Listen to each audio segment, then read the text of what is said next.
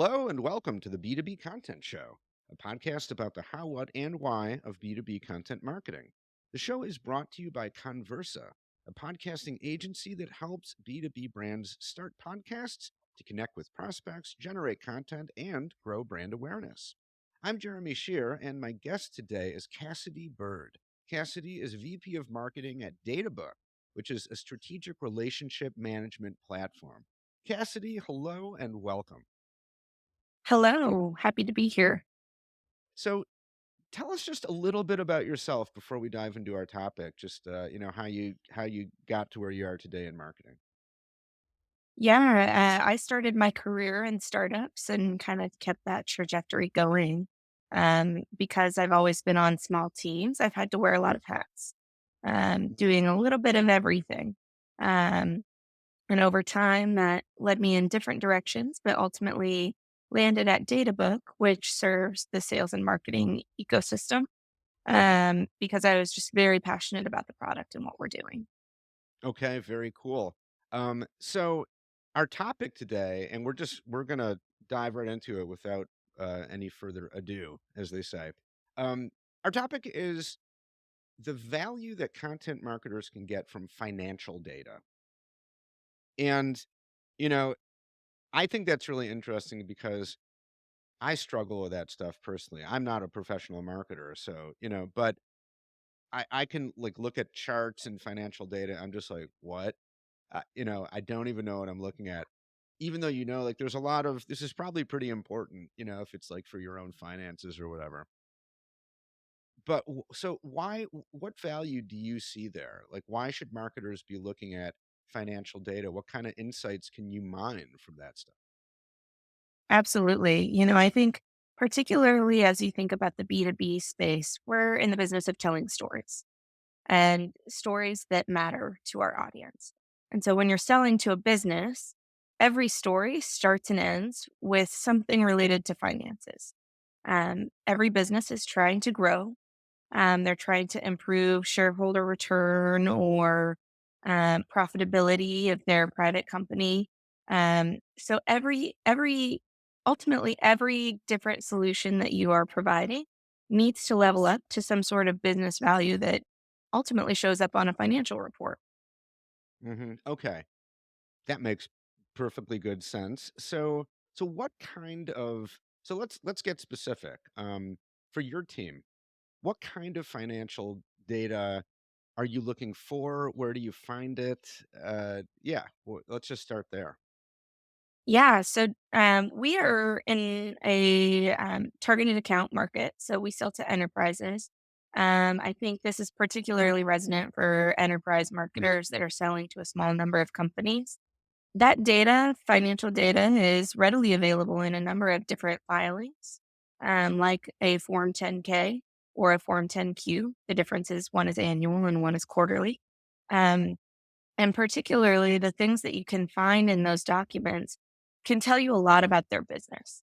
So, when you're thinking about how you create content and how you market to somebody, ultimately you want to identify how can you be as relevant as possible.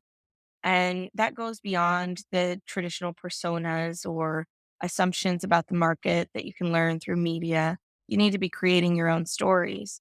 And so when you look through those documents on an aggregate level, say maybe you choose 10 companies in a particular industry, you can start to identify trends. So maybe in the subscription industry, they're having a problem um, with SG&A or efficiency in delivery. That can start to tell you what types of topics those businesses might be interested in exploring from a use case perspective. What are things that you do as a marketer, your business, that solve for that type of efficiency gain? Okay. There's also strategic priorities that are hmm passed down from the corporate level, all exist within those documents. Okay. So when you're looking at let's get even more specific with an example. So and maybe draw from something you guys have actually worked on.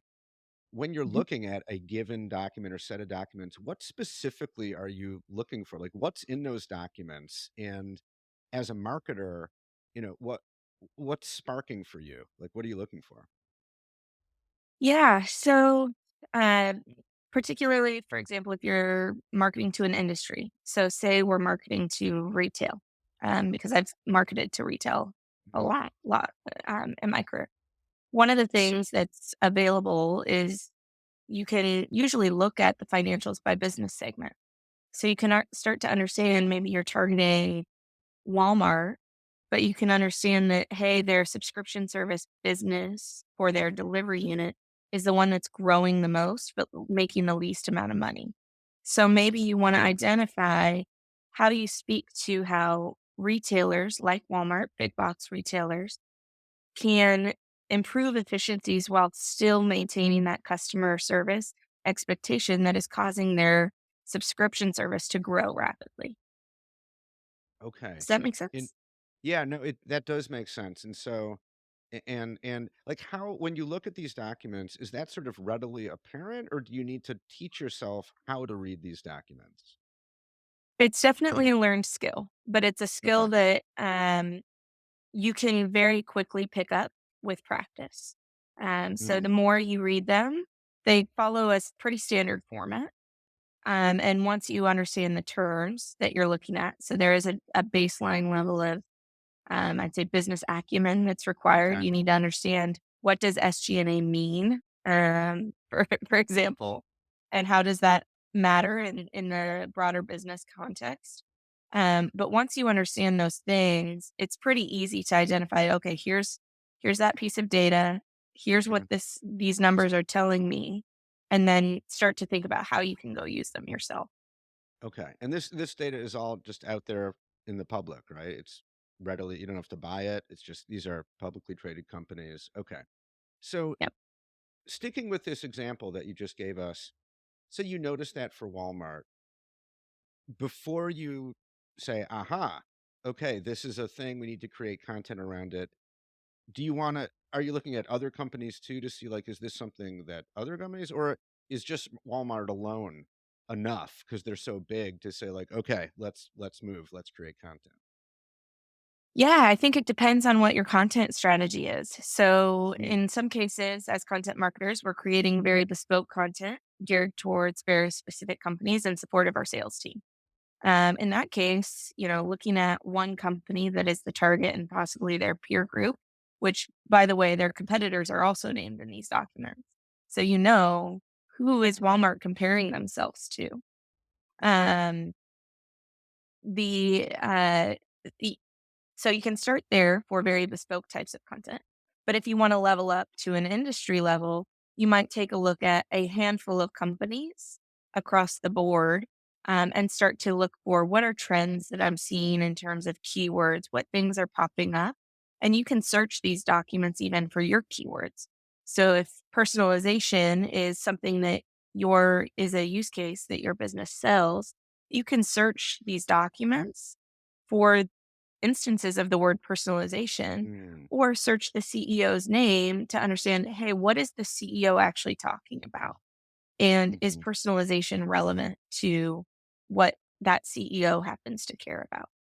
Okay. And ultimately, that matters because the higher you go in the executive chain, the more access to budget and the more Mm, access to capital allocation, meaning when there's not a defined budget, but they go make budget for uh-huh. something. Which right now, because CFOs are cutting budgets across the board, pretty Yeah. much every business needs to be thinking about how do I go create money or create a desire to Mhm. spend here where there is going to be friction and a desire Mhm. not to spend. Right. Okay. Where do you find these documents, by the way? They're usually listed in the news section or every company will publish them. You can also just Google. You can Mm, Google okay. Walmart 10K and search by Okay. most recent, and they'll usually populate. Okay. So again, sticking with this example, you notice that Walmart is, I don't remember exactly what you said, but right, they're not making as much money as they want in this fast growing thing that they're doing. So what do you do with that then? How do you turn that into content? What kind of content? Yeah. So ultimately, you need to tie it back to your business and what you're selling because that's, while we do want to focus on our customers and speak our customers' language, we also have a job to do, which is to sell things.